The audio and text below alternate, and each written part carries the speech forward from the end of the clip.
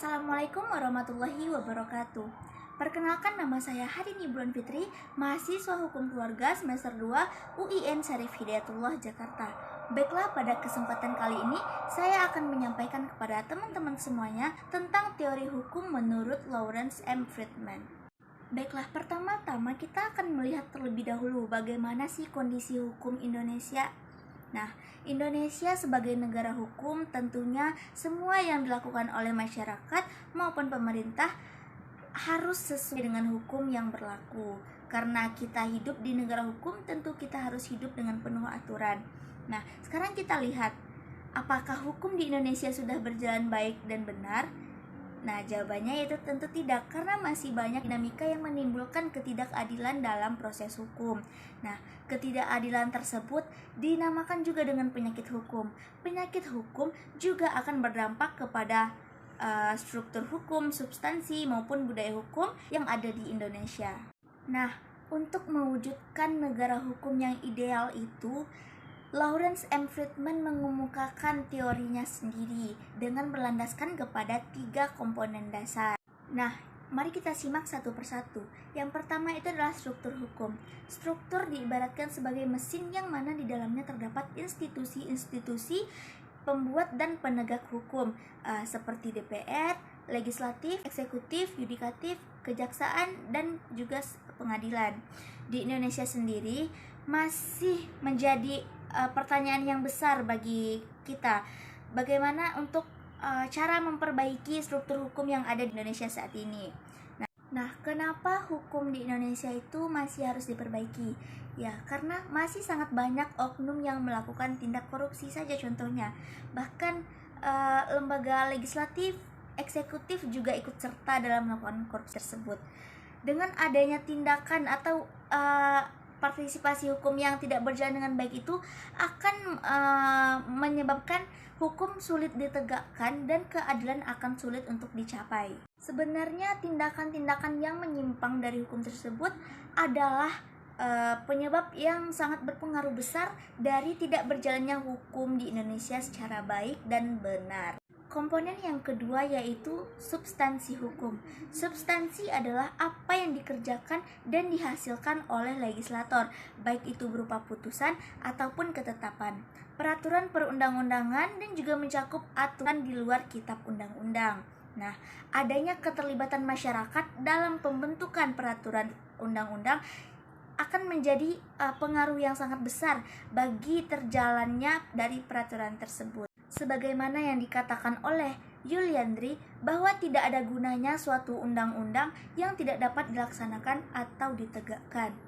Mengingat pengalaman yang terjadi di Indonesia menunjukkan bahwa undang-undang telah dinyatakan berlaku dan diundangkan tetapi tidak dapat dilaksanakan atau direalisasikan. Jadi kita nih punya banyak peraturan tapi nggak semuanya itu bisa ditegakkan. Ya, itu lagi balik ke diri masing-masing, bagaimana cara kita menyikapi hukum atau peraturan yang ada. Namun sangat disayangkan sekali di negara kita ini para pembuat undang-undang sangat atau seringkali tidak melibatkan masyarakat dalam pembentukan suatu hukum. Jadi pembentukan hukum ini tidak dilakukan secara transparan, tapi tanpa sepengetahuan masyarakat.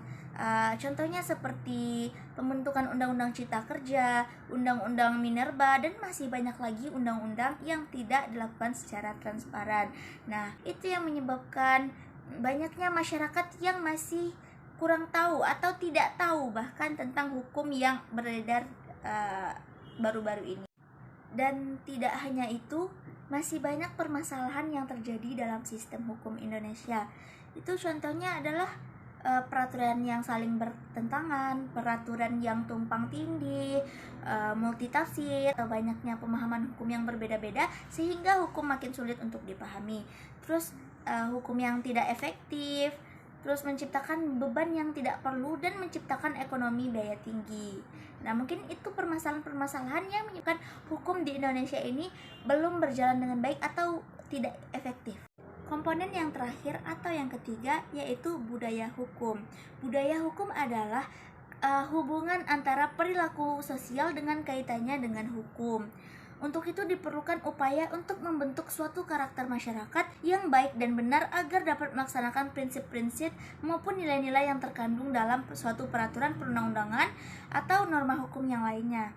Nah, terkait dengan hal tersebut, maka pemanfaatan norma-norma lain di luar norma hukum menjadi salah satu alternatif untuk menjenjang implementasi norma hukum dalam bentuk peraturan perundang-undangan. Misalnya pemanfaatan norma agama dan norma moral dalam penyeleksian untuk memilih para penegak hukum agar dapat melahirkan para aparatur penegak hukum yang bisa atau yang mampu membimbing masyarakat atau lebih peka terhadap masyarakat.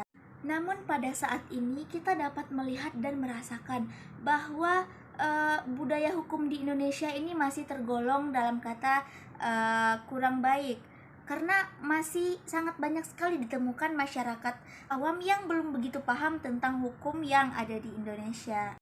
Contohnya kasus main hakim sendiri masih sangat sering terjadi di Indonesia, bahkan masih sering kita lihat di sekitar kita orang-orang tidak begitu taat atau tidak begitu mengerti tentang peraturan atau hukum yang ada dalam undang-undang yang berlaku pada saat ini. Nah, ketiga unsur yang dikemukakan oleh Lawrence M. Friedman tersebut ditentukan oleh suatu negara. Menurut Plato, semakin merosotnya keadaan suatu negara, baik dalam wujud oligarki maupun tirani, maka tidak mungkin adanya partisipasi semua orang dalam keadilan.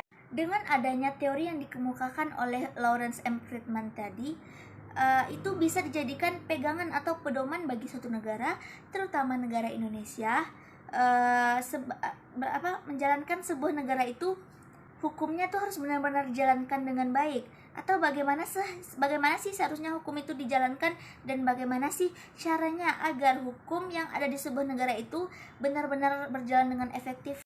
Apabila ketiga komponen dari teori Lawrence M. Friedman tadi dapat dijalankan dengan baik atau dapat melakukan perubahan yang baik, maka hukum akan dapat bekerja dengan baik pula dan dapat mencapai tujuan utamanya, yaitu membentuk keadilan bagi seluruh masyarakat.